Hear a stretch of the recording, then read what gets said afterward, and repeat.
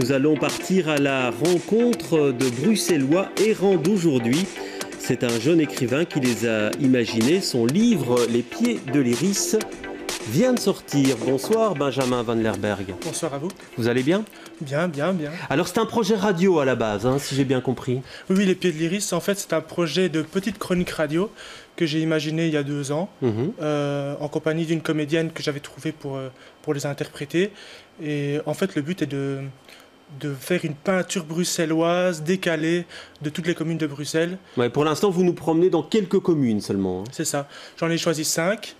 J'ai choisi Schaerbeek, Evere pour les cités, Watermael-Boitsfort, Bruxelles, centre-ville et Ixelles. C'est des communes que je connais mieux que les autres.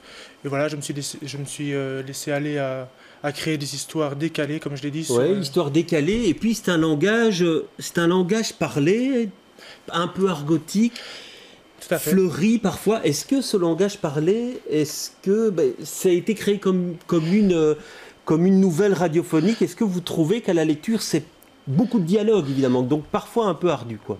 Oui, on peut se dire ça, mais voilà, pour citer des écrivains qui se sont laissés aller au langage parlé dans l'écrit, il y a Boris Vian, qui est très parlé, il y a Louis-Ferdinand Céline. Donc vous n'avez rien retravaillé, quoi. C'est ce qu'on a pu entendre en radio. C'est vraiment ce qu'on a pu entendre en radio, c'est le texte tel quel, et je voulais en fait en faire un texte à la fois écrit et à la fois oral, pour les deux supports que... Oui. Alors, votre ambition, et vous allez nous expliquer ce que ça veut dire, vous voulez présenter une idée novatrice de la région bruxelloise. Vous voulez dire quoi par là ? On sent que Bruxelles est en mutation, c'est une bonne question. On sent que Bruxelles est en mutation ces derniers temps. Voilà, les voitures ne sont de plus en plus moins à la mode. Ouais, il y en a encore pas mal. Il y en a encore pas mal, ouais. C'est une des villes les plus embouteillées au monde, mais...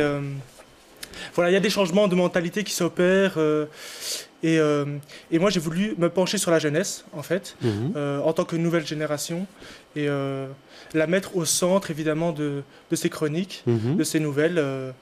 Et donc vous dites un peu décalé, c'est parfois une intrigue policière, parfois autre chose, c'est vrai que ça part un peu dans tous les sens. Oui, c'est vraiment c'est de la fiction pure, donc c'est des nouvelles qui n'ont rien à voir avec les autres, donc oui, il peut y avoir, il y a une intrigue policière, il y a les pérégrinations d'un personnage qui a perdu son travail et qui se voit contraint de chercher des rostres.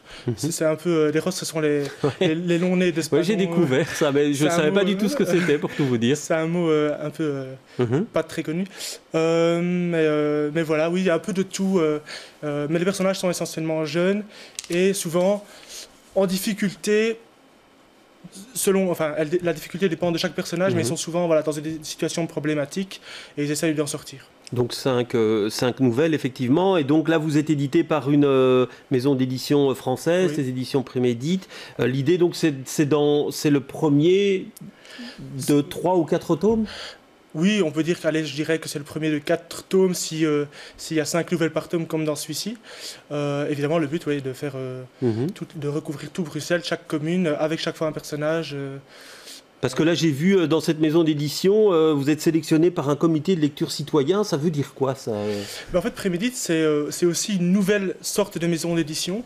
C'est-à-dire qu'elle donne la parole à ses propres écrivains, à ses propres auteurs, qui se font juges des nouveaux auteurs à venir. Et c'est un peu le principe. Donc c'est vous qui lisez les romans des futurs écrivains peut-être publiés par Prémédite. Moi, je n'ai pas encore eu l'occasion de le faire vu que je suis un des nouveaux de la bande, mais d'autres l'ont fait, oui. Et si l'idée leur plaît, le texte leur plaît... Et donc c'était une volonté de votre part d'essayer de trouver, parce que c'est le saint graal de beaucoup d'écrivains, d'essayer de trouver une maison d'édition française. En fait, j'ai cherché beaucoup en Belgique. Pour tout vous avouer, j'ai cherché d'abord en Belgique, évidemment. Je me suis dit, allez, on va chercher à Bruxelles, puis on va élargir en Belgique, puis en France. Et ça n'a pas fonctionné. Et ça n'a pas fonctionné, mais la France j'ai mis la puce à l'oreille de la France et elle a accepté via Prémédite et ils m'ont édité. Donc je suis assez content d'être édité en France parce que c'est un grand pays. L'aura est plus large de diffusion. Mais bon, on va dire que nul n'est prophète en son pays. Là, j'en fais la preuve cette fois-ci. Merci en tout cas d'être venu sur le plateau. Donc on renvoie à votre ouvrage qui est donc publié aux éditions Prémédite. Merci à vous. Voilà, c'est la fin de M pour ce soir. Mais comme vous le savez, je vous retrouve demain avec beaucoup de plaisir. D'ici là, très bonne soirée à tous.